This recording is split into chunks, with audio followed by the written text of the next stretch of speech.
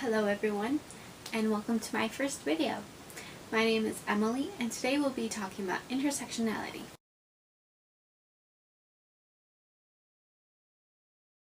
According to Kimberly Williams Crenshaw, intersectionality works to draw the connections between the issues of our lives: race, class, citizenship status, and much more. With that being said, this two-part video will focus on what it's like to be a Latina woman in the United States.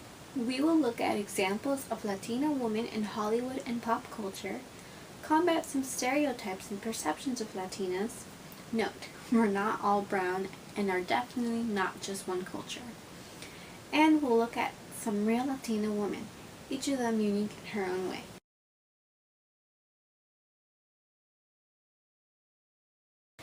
To be Latina or of Latin origin means that you or your family originates from a Spanish or Portuguese-speaking country.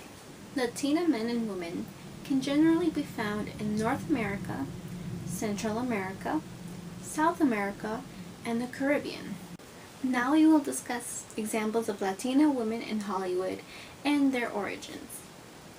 First, Gina Rodriguez. You may know Gina Rodriguez from the hit show Jane the Virgin. She is of Puerto Rican descent. America Ferrera's parents are from Honduras. She played the title character in the show Ugly Betty. Our next example is Zoe Saldana. You may recognize Zoe Saldana as Gamora from Guardians of the Galaxy. Her father is from the Dominican Republic, her mother is from Puerto Rico, and Zoe also has Haitian roots. The famous salsa singer Celia Cruz is from Cuba. Supermodel Gisele Bundchen is from Brazil. The character Maria from the Book of Life is Mexican. Not only does she live in Mexico, she also has dark skin, brown hair and eyes, and has traditional Mexican clothing. She also speaks Spanish. Honey Lemon from Disney's adaptation of Big Hero 6 is Latina. Yes, you heard that right. The blonde-haired, green-eyed, bubbly character is Latina. Her voice actress, Genesis Rodriguez, even stated in an interview that she believes Honey Lemon to be 100% Latina. And even though it's never really stated that Honey Lemon is Latina or where she's from, you can see in some of the scenes that she speaks Spanish and stuff like that.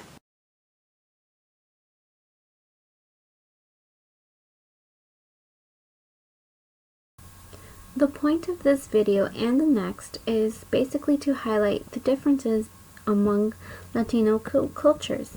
I wanted to highlight other ethnicities and cultures that are present in the United States. There are Guatemalans, Bolivians, Cubans, Puerto Ricans, Brazilians, mixed races. I also really wanted to highlight some of the struggles that we Latinas face living in the U.S. I'm not trying to downplay someone else's obstacles in their lives, but I'm just trying to highlight the fact that being a person who is identified as Latina and living in the United States presents some barriers that are different as opposed to being white or some other ethnicity or just one ethnicity. There is no one way to be Latina. I have cousins in Mexico that have blonde hair and green eyes, but I also have cousins that are darker than I am and have brown eyes with black hair.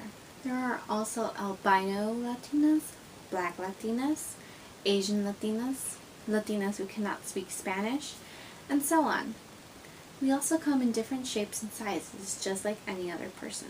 For me personally, I always got that "Are you Mexican / Hispanic / Latina?" question asked because my last name is not Latina sounding, and I do have a whiter complexion. People would always think I was Italian or some other kind of European, which I always found interesting. I don't want to offend anyone or offend my own culture, but I am 100% Mexican American to be specific. I was born and raised in the United States. My parents are from Mexico. They immigrated from there at a very young age, but on the other hand, I've lived here my whole life, and this is all I know, you know? I know how to be American and I know how to be Mexican, and that's just part of who I am. With all that being said, one final thing that I really want to stress, and I know I've stressed a lot throughout this video, is that, again, Latinas are just as different as any other culture. We're pretty much very diverse. Some of us are rich, some of us are poor, some of us are undocumented, some of us are queer, some of us are able-bodied and others are not, but those qualities should not diminish who we are as a person, you know? They shouldn't define us.